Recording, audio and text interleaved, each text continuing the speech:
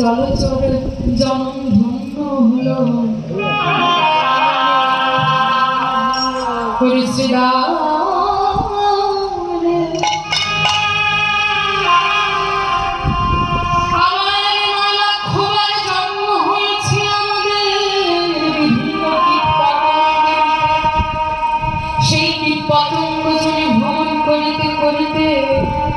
আবার যখন আমাদের 30 লক্ষবার জন্ম হলো বিভিন্ন পশু রূপে আর এই পশু জনে ভ্রমণ করিতে করিতে যেদিন আমাদের গাভীকুলে জন্ম হলো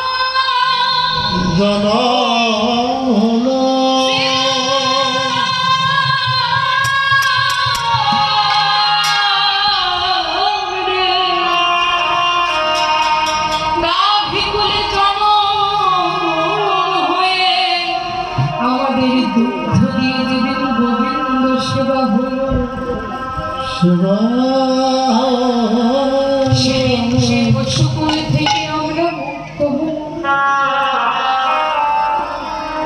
আবার 10 লক্ষবার জন্ম হয়েছে পক্ষীকুলে সেই পক্ষীকুল ভ্রমণ করিতে করিতে যেদিনে ময়ূর হয়ে আমাদের পাখা গোবিন্দের শিরে গিয়ে গোবিন্দ সেবায় লাগলো সেদিন আমাদের পক্ষীকুল ধন্য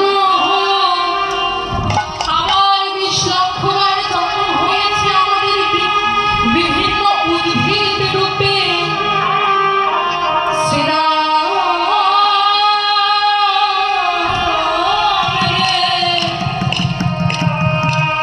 বিভিন্ন উদ্ভিদ রূপে জন্মগ্রহণ করিতে করিতে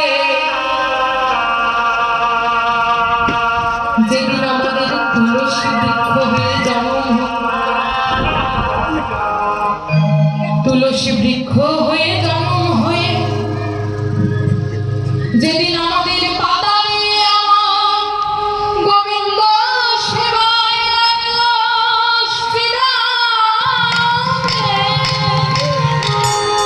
সেদিন বুঝে আমার বৃক্ষ কুলে জন্ম হলো আবার 4 লক্ষবার জন্ম হলো মনুষ্য রূপে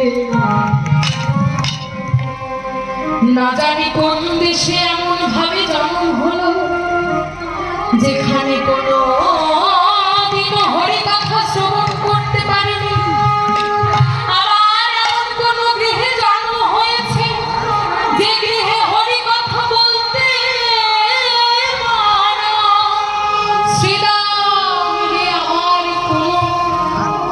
আবার এমন কোন গৃহে জন্ম হয়েছে যেখানে আমার মন গোবিন্দ সেবা করতে চাইল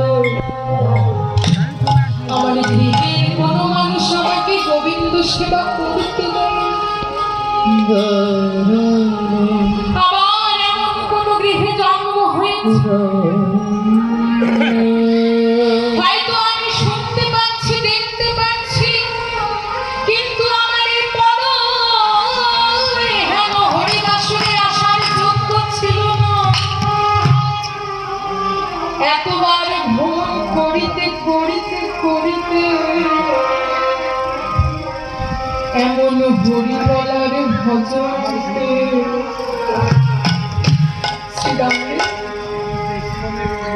এমন হরি বলার বদন পেয়ে এমন হরি কথা শ্রবণ করার কর্ণ পেয়ে আমরা হেলায় হেলায় দিন পার করে দিই বলো শ্রীরাম তারা কি পশু তারা পশু না পশু কানা কেন পশু বলতে তুমি আমার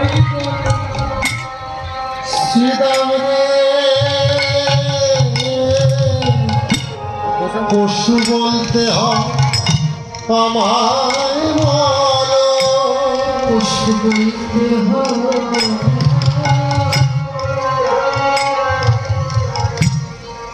আমায় বলো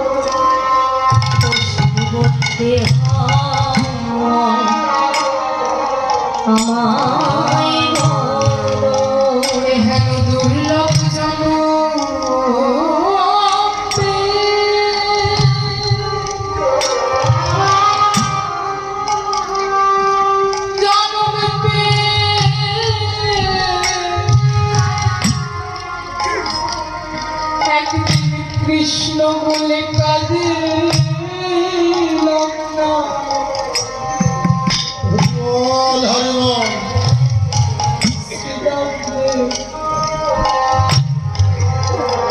যদি পশু বলতে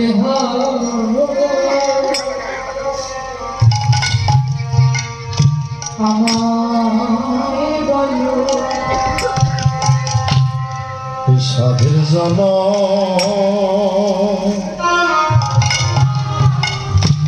জনকে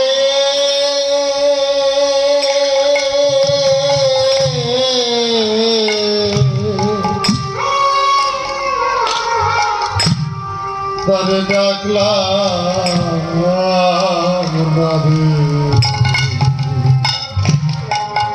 পশু বলতে হয় আমায়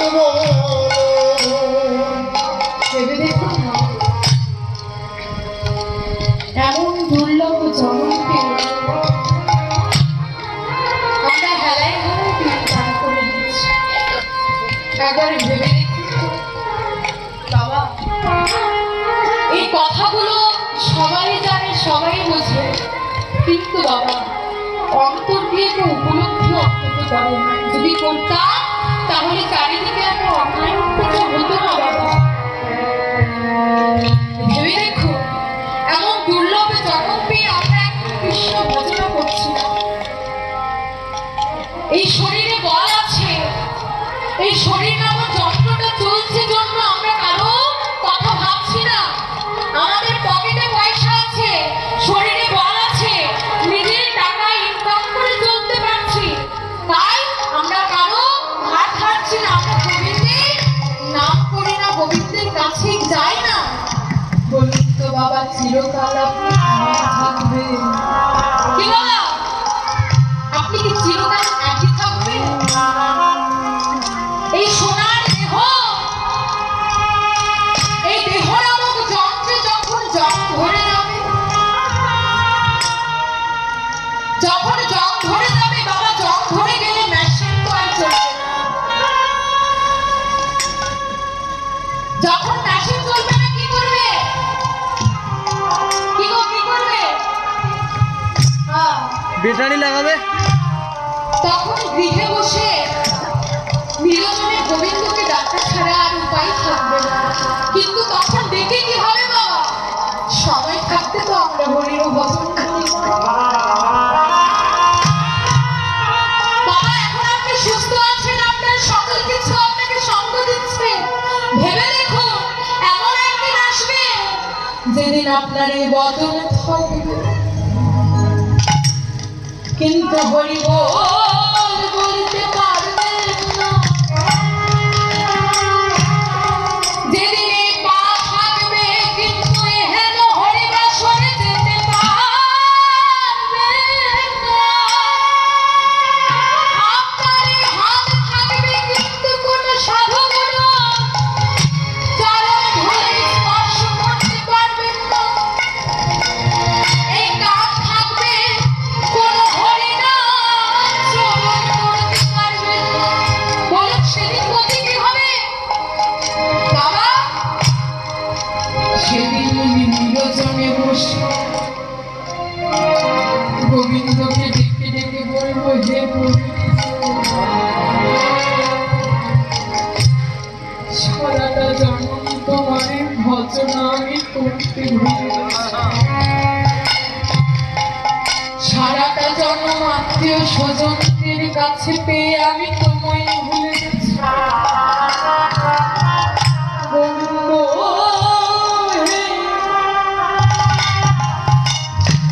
আজ জীবনের দ্বার প্রান্তে এসে ভেবে দেখলাম গোবিন্দ, তুমি ছাড়া আমার আর কেউ নেই। তুমি ছাড়া আমার আর বান্ধব নেই। গোবিন্দ, সারাটা জন্ম আমি তোমার শ্রীচরণে যাইতে পারি। সারাটা জন্ম আমি মুক্তি একবার হরি বল বলিনি গোবিন্দ, তবু তোমার ওই দাতুর চরণে আমার একটাই মিনতি। গোবিন্দ, আমি যাইতে পারিনি, কি হয়েছে আমি যেতে পারিনি, কিন্তু তুমি তো পরম পিতা, তুমি তো এই জগতের স্রষ্টা গোবিন্দ, তুমি কৃপা করে আমার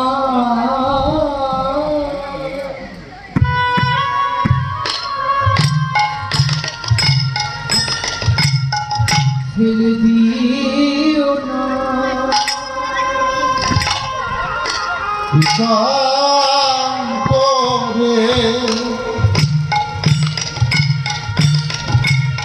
ফেলে দিও না, কৃপা করে আমার ফেলে দিও না, অপরাধী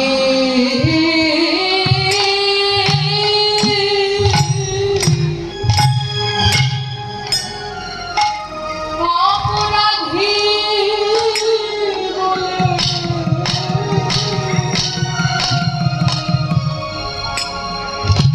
আমায় ফেলে দিও না।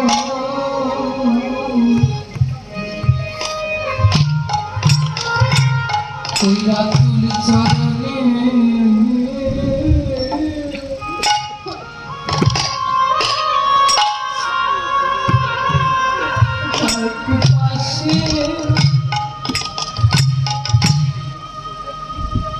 এক পাশে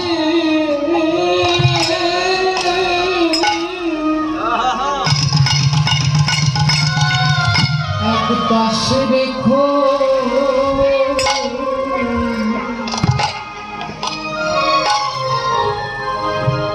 রাঙা চরণে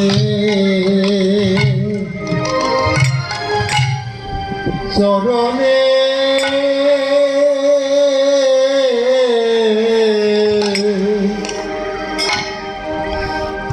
এক পাশে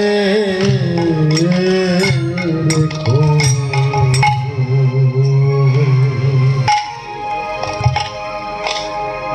অধম বলে ফেলে দিও না,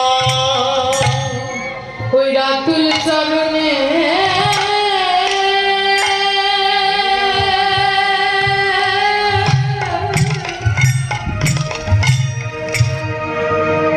গোবিন্দ হে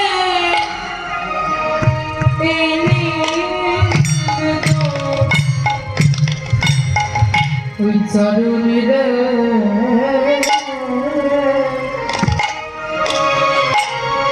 পাশে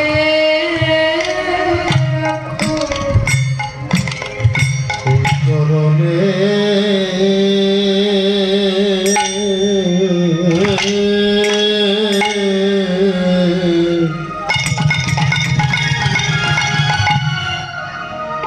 এক পাশে রেখো,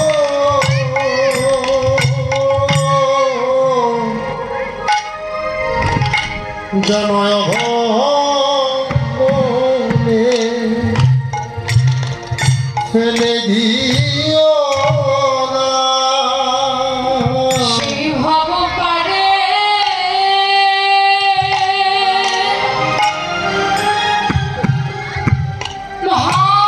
মহাবতারে নাবিক হয়ে জামাই সেদিন হাত ধরে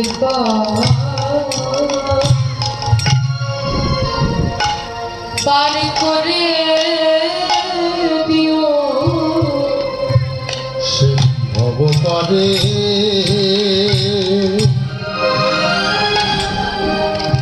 ভবপারে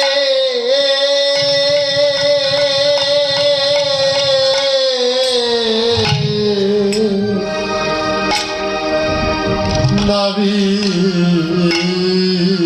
হই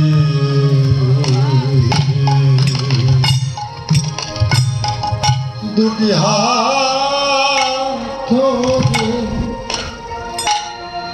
আমায় পার করিও, যেদিন প্রাণ পাখি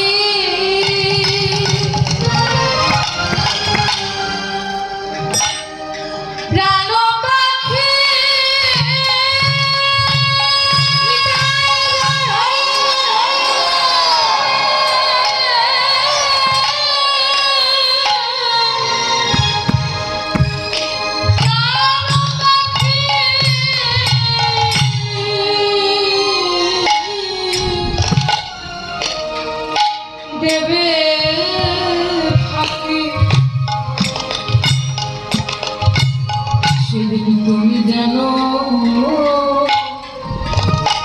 ফেলে দিয়ে যেদিন প্রাণ পাখি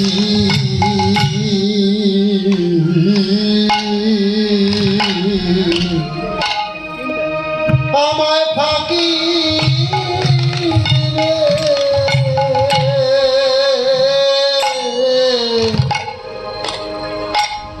সেদিন হাত ধরে পা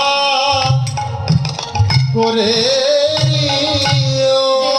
আপন বলতে কেউ রবে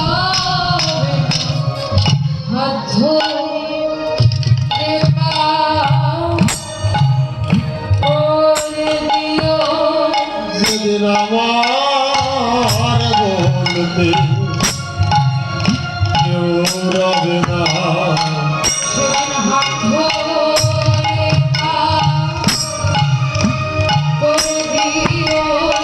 আমার বলতে কেউ রবে না সেদিন কৃপা করে হাত বাড়িও। আর বলতে কেউ রবে না। সেদিন আবির হয়ে পার করিও। সেদিন আমার বলতে কেউ রবে না বান্ধব হয়ে কাছে দিও। আমার বলতে কেউ রবে না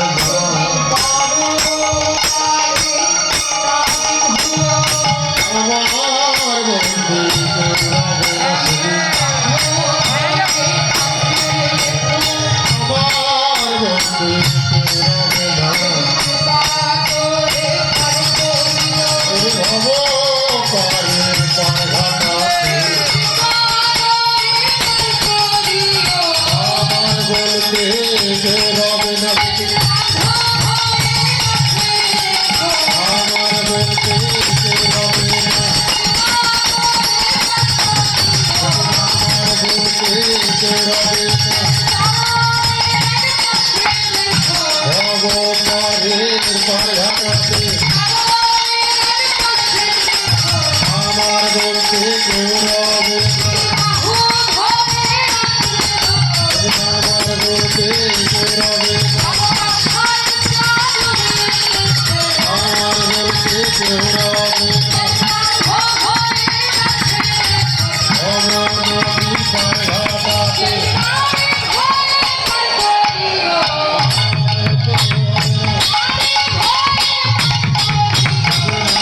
বলতে কেউ রবে না ভব পারের পাঘাটাতে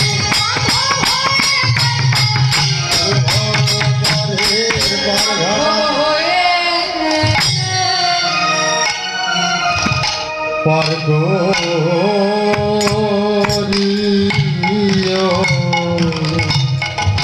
এদিকে শ্রীরাম এসে বলছে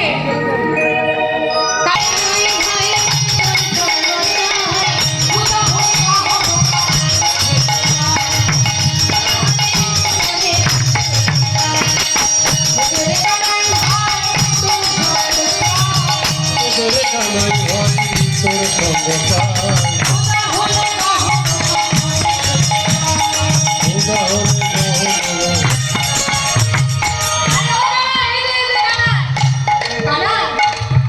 তোর জন্য আমরা বনে খেতে পাবো।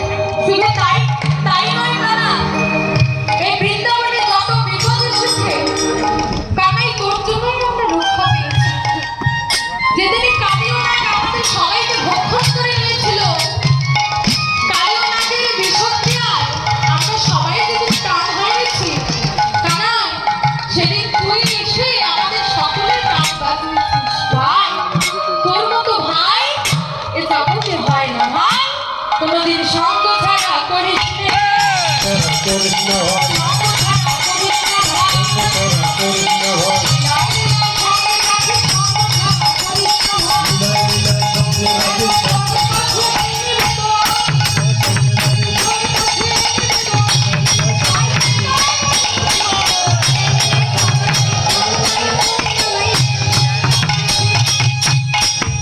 সঙ্গ তারা করিতে ভাই সঙ্গ তারা করিতে ভাই তাই বলছো দাদা, আমি তো যেতে চাই, কিন্তু কি করার আছে বলো তো?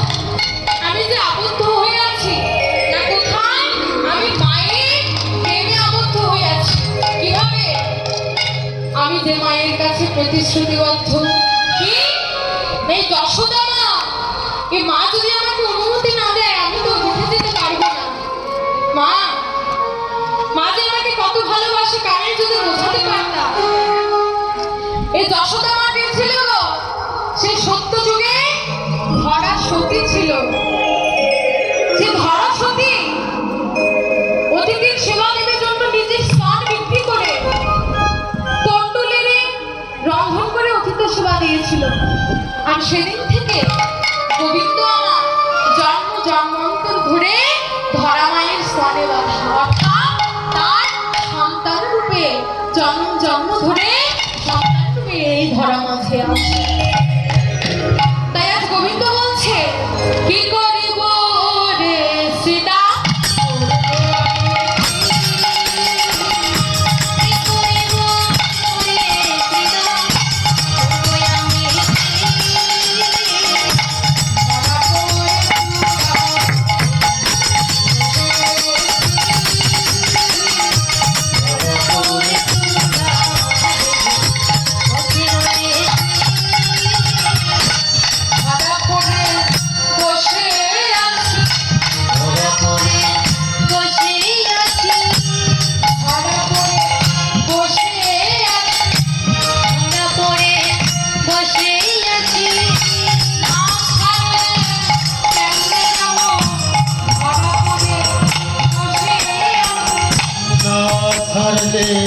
কেমনে যাব ধরা পড়ে বসে আছি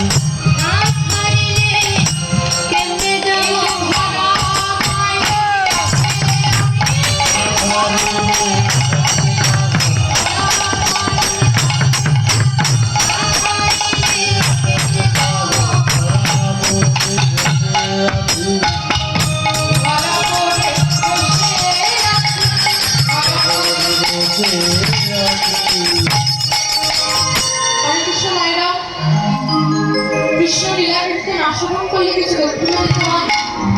আমার দল থেকে লোক যাচ্ছে, আমরা যে যাবারে দক্ষিণা দেবো। হরে কৃষ্ণ। আজ কারাই বলছে, আমি মায়ের অনুমতি না নিয়ে আমি ঘটনা যেতে পারবো। এখন শ্রীরাম বলছে, এই যে শোন শোন কানা, তুই বড় বড় কথা বলছিস। এই যে কানা, খুব বড় বড় কথা বলছিস। তোর মা যে তোকে কত ভালোবাসে সেটা জানা আছে। জানি না তোর মায়ের প্রেম কত ভালোবাসে, কত ভালোবাসে, জানি না তোর মায়ের প্রেম কত ভালোবাসে, জানি না তোর মায়ের প্রেম কত ভালোবাসে। অল্প কথা বলে তোরে এই যে না, শোন শোন, খুব তো মা নিয়ে বড়াই করছিস, হ্যাঁ? তোর মায়ের যে কত ভালোবাসা কত প্রেম জানা আছে। কেন না, তোর অল্প একটু নবনী চুরি করেছি বলে, চুরি করেছিস বলে তোকে তো গাছের সাথে বেঁধে রেখেছিল, হ্যাঁ? আর খুব বড় বড় কথা বলছিস তোর মা তোকে খুব ভালোবাসে, হ্যাঁ? এমন গাছে বাঁধা মা কার বাঁধা আছে? গাছে বাঁধা মা কার বাঁধা আছে? এমন চুরি করেছিস বলে গাছে বাঁধা মা কার বাঁধা আছে? শুধু তাই না, এই যে আজকে তুই আমাদের সাথে যেতে চাইছিস না, এই যে দাদা জমুলো অর্জুন ছিল কার, সেদিন তোর নন্দরানী আসছিল কোথায়? সেদিন জমুলো অর্জুন চাপে মানে তোর ঘাড়ে চেপেছিল, সেদিন তোর নন্দরানী কোথায় ছিল? সেদিন আমরা ছাড়া কে বাঁচাতো? আমরা ছাড়া কে বাঁচাতো? এই নন্দীদারুর মাঝে আমরা ছাড়া কে বাঁচাতো? বৃন্দাবনের মাঝে আমরা ছাড়া কে বাঁচাতো?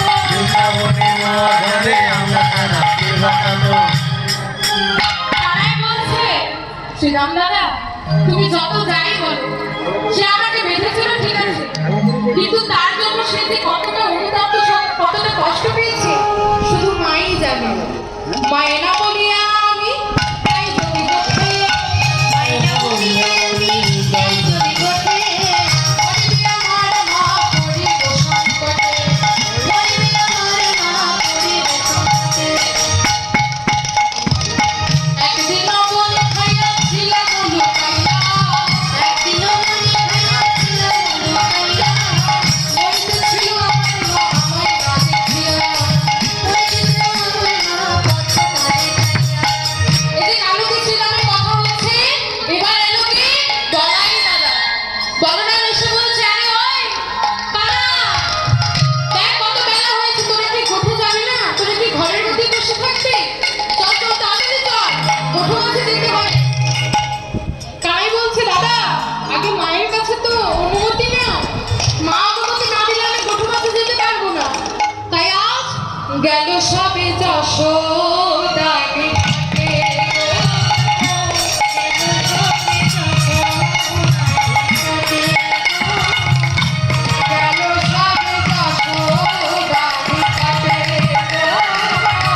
যেন সবে যশোদার নিকটে।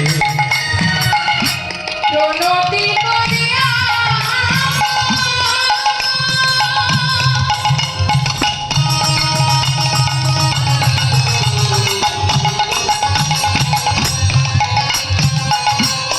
কহিলেন যাদবরা, প্রণতি করিয়া কহিলেন যাদবরা, কানুরে কানুরে কানুরে লইয়া যাব রে, কানুরে লইয়া শুনি বলরামের বাণী।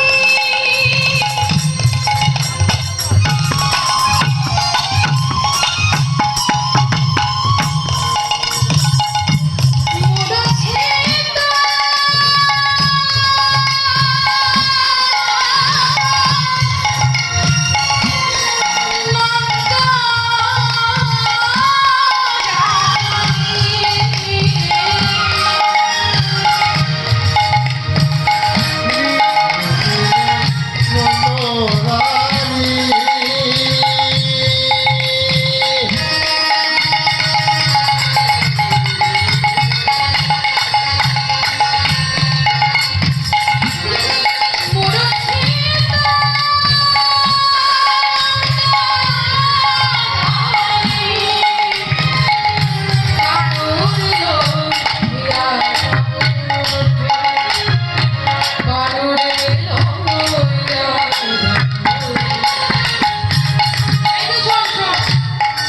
নন্দরানী বলছে, বলাই, আরে ও শ্রীরাম, আমি আমার গোপালকে গোঠে দেব না,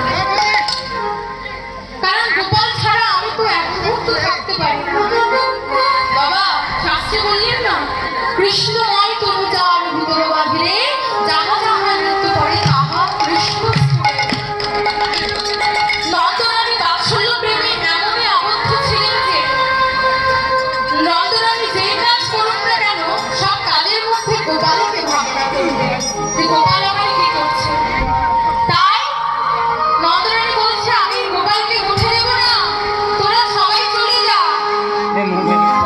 শ্রীরাম কারো বলছে, শ্রীরাম সবাই বলছে, আগো কারাই ছাড়া যে আমাদের পথযাত্রা সম্পূর্ণ হবে না।